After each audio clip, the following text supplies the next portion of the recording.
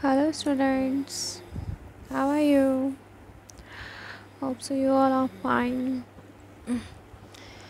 Okay, student. Today I'm going to teach you second chapter of class 8 geography. The name of chapter is land, soil, water, natural vegetation and wildlife resources. देखिए name ही इतना बड़ा है obviously chapter भी बड़ा है. Okay, don't worry. Okay student, तो इस chapter में हम पढ़ने वाले हैं अलग अलग रिसोर्सेज के बारे में. ठीक है, अगर हम इस चैप्टर को अपनी प्रीवियस चैप्टर से रिलेट करें तो पिछले चैप्टर में हमने स्टूडेंट क्या पढ़ा था कि रिसोर्सेज क्या होते हैं. ठीक है, और उनके डिफरेंट टाइप्स पढ़े थे हमने कि किस किस टाइप के रिसोर्सेज होते हैं.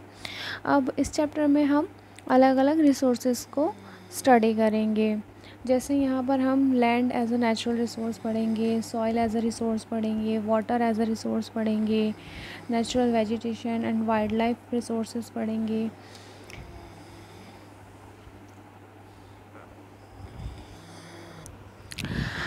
स्टूडेंट्स, ये हमारा इंट्रोडक्टरी वीडियो है. तो इस वीडियो में हम आपको चैप्टर का पूरा इंट्रोडक्शन देंगे कि कौन कौन से मेन टॉपिक्स हैं जो हम इस चैप्टर में कवर करने वाले हैं. तो आइए देखते हैं. फर्स्ट टॉपिक जो हम चैप्टर में लेंगे वो लेंगे लैंड. हम लैंड एज अ रिसोर्स पढ़ेंगे कि लैंड मीन्स यानी कि भूमि.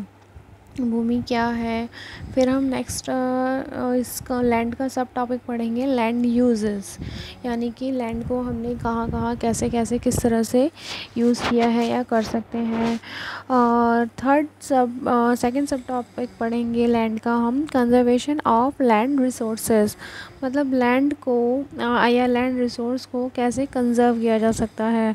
हमने प्रीवियस चैप्टर में भी पढ़ा था कंजर्वेशन यानी कि रिसोर्सेज को इस तरह से यूज़ करना ताकि उसको फ्यूचर के लिए हम सेव कर सकें. ठीक है, तो उसका कंजर्वेशन के हम देखेंगे किस किस टाइप से हम लैंड को कंजर्व कर सकते हैं. सेकंड टॉपिक जो आएगा हमारा वो आएगा सॉइल यानी कि मिट्टी. इसमें हम देखेंगे फैक्टर ऑफ सॉइल फॉर्मेशन, मतलब सॉइल को बनाने में कौन कौन से फैक्टर्स हैं जो रिस्पॉन्सिबल होते हैं या जिनका ज़रूरत होती है. फिर हम देखेंगे डिग्रेडेशन ऑफ सॉइल.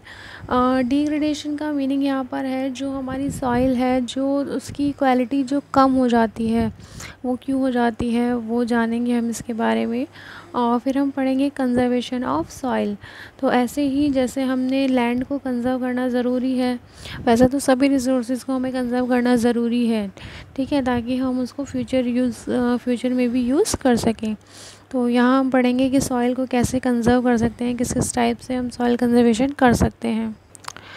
फिर थर्ड मेन टॉपिक है हमारा water. Water as a resource पढ़ेंगे कि वाटर कैसे एक रिसोर्स है, कैसे हमारी नीड को फुलफ़िल करता है.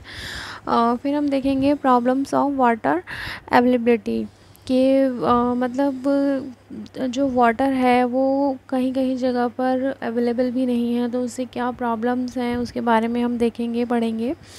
नेक्स्ट हम पढ़ेंगे कंजर्वेशन ऑफ वाटर रिसोर्सेज, वही के वाटर रिसोर्स को हम कैसे कंजर्व कर सकते हैं, कैसे उसको बचा सकते हैं. ठीक है, नेक्स्ट टॉपिक हम पढ़ेंगे natural vegetation and wild life. Vegetation का मीनिंग बच्चों यहाँ पर है वनस्पति, जो पेड़ पौधे हमारे एनवायरनमेंट में पाए जाते हैं वो. ठीक है, और आपका वाइल्ड लाइफ यानी कि वन्य जीवन, मतलब जो वनों में जो जीवन है उसके बारे में पढ़ेंगे. नेक्स्ट हम पढ़ेंगे distribution of natural vegetation. Natural vegetation का डिस्ट्रीब्यूशन देखेंगे हम कि कैसे कैसे उसको डिस्ट्रीब्यूट किया गया है, कहाँ कहाँ क्या क्या पाया जाता है.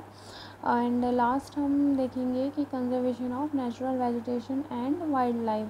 कैसे हम नेचुरल वेजिटेशन जो हमारी प्राकृतिक वनस्पतियाँ पेड़ पौधे हैं और जो हमारे वाइल्ड लाइफ यानी कि जीव जंतु हैं उनको हम कैसे कंजर्व कर सकते हैं. तो टोटल यहाँ पर हम land as a resource, soil as a resource और वाटर एज अ रिसोर्स और आपका जो नेचुरल वेजिटेशन है, वाइल्ड लाइफ है, तो इन सबको हम एक रिसोर्स के तौर पर उसको पढ़ेंगे, उसको कंजर्व करने के जो उपाय हैं उसको पढ़ेंगे. Okay students,